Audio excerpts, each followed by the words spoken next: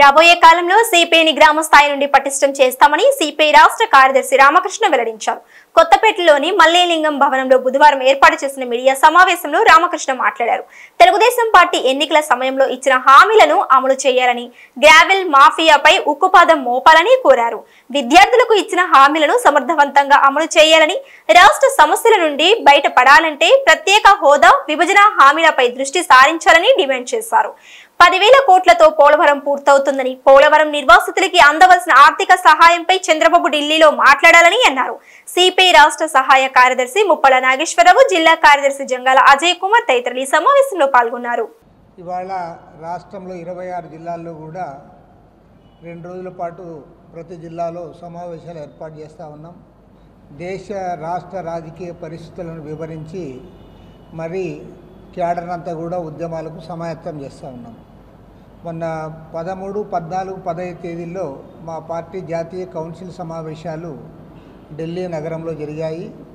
ఈ సమావేశాల్లో తీసుకున్న నిర్ణయాలను వివరించడంతో పాటు మన రాష్ట్రంలో జరుగుతున్న పరిణామాలపైన కూడా ఇవాళ అన్ని విషయాలు కూడా సమీక్ష చేయబోతూ ఉన్నాం. ఈ సమావేశాల్లో ప్రత్యేకించి నిన్న క్యాబినెట్ సమావేశం జరిగింది. క్యాబినెట్ సమావేశంలో ఎన్నికల సందర్భంలో ఏవైతే వాగ్దానాలు చేశారో ఆ వాగ్దానాలపైన కూడా క్యాబినెట్ చర్చించడం అనేది చాలా సంతోషము. ప్రత్యేకించి రైతులందరూ కూడా ఇబ్బందిగా ఫీల్ అవుతున్నటువంటి ల్యాండ్ టైటిలింగ్ యాక్ట్ని రద్దు చేయాలని చెప్పి క్యాబినెట్ నిర్ణయించడాన్ని మేము కూడా స్వాగతిస్తూ ఉన్నాం. ఎందుకంటే ఈ ల్యాండ్ టైటిలింగ్ యాక్ట్ ఇచ్చినప్పుడే మేము మొదటి నుంచి కూడా వ్యతిరేకించాం. ప్రజా సంఘాలు వ్యతిరేకించాయి, రైతు సంఘాలు వ్యతిరేకించాయి, లాయర్లందరూ కూడా వ్యతిరేకించినా సరే జగన్మోహన్ రెడ్డి ప్రభుత్వం మూర్ఖంగా మొండిగా వ్యవహరించి దాన్ని డిఫెండ్ చేసుకున్నారు తప్ప విత్డ్రా చేసుకోవడానికి ముందుకు రాలేదు. ఈ ప్రభుత్వం దాన్ని ఇవాళ రద్దు చేస్తామనడాన్ని మేము కూడా హర్షిస్తూ ఉన్నాం. అదేవిధంగా ఉచిత ఇసుక పాలసీ ఏదైతే ఉందో ఆ ఉచిత ఇసుక పాలసీని కాంక్రీట్గా కింది స్థాయి వరకు అమలు చేయాలని కోరుతూ ఉన్నాం. ఉచిత ఇసుక పాలసీ అని చెప్పి పేరుకు చెప్పి మళ్ళీ యథాలాపంగా కింద దోపిడీగా జరిగితే మాత్రం ఈ ప్రభుత్వానికి కూడా చెడ్డ పేరు వస్తుంది.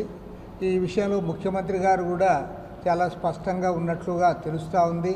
ఎవరిని ఇన్వాల్వ్ కావద్దని ఆయన చెప్తా ఉన్నాడు. మరి ఆ చెప్పినవి ఏ మేరకు ఇంప్లిమెంట్ అవుతాయనో ఒకసారి ఆలోచించమని కోరుతా ఉన్నాను. నేను దానికి లేటెస్ట్ ఎగ్జాంపుల్ ఇవాళ నేను ఒకటే చెప్తా ఉన్నా. మీరు గవర్నమెంట్లోకి రాకముందు విశాఖ జిల్లా భీమిలిలో జరిగే ఆ ఎర్రమట్టి దిబ్బల యొక్క తవ్వకాన్ని చాలా క్లియర్గా ఎండగట్టారు.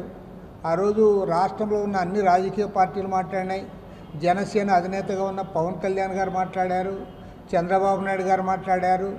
కానీ మీరు నేను అధికారంలోకి వచ్చి 4 రోజులైనా సరే ఇంకా తవ్వకాలు జరుగుతూ ఉన్నాయంటే మరి ఈ అక్రమార్కులు మరి అన్ని పార్టీలకు డబ్బులు ఇచ్చి అన్ని పార్టీలతో సంబంధాలు ఏమైనా మెయింటైన్ చేస్తూ ఉన్నారా, లేక అధికారులను లోపరుచుకొని అధికారుల ద్వారా ఇవన్నీ కూడా కొనసాగిస్తూ ఉన్నారా, దానిపైన కూడా వారు ఒకసారి ఆలోచించాలని కోరుతా ఉన్నాం. ఎందుకంటే ఉచిత ఇసుక పాలసీ కూడా ఈ ఎర్రమట్టి దిబ్బల పాలసీ మాత్రం మారకూడదు. దానిపైన ముఖ్యమంత్రి గారు జాగ్రత్త తీసుకోవాలని చెప్పి కూడా మేము కోరుతా ఉన్నాం.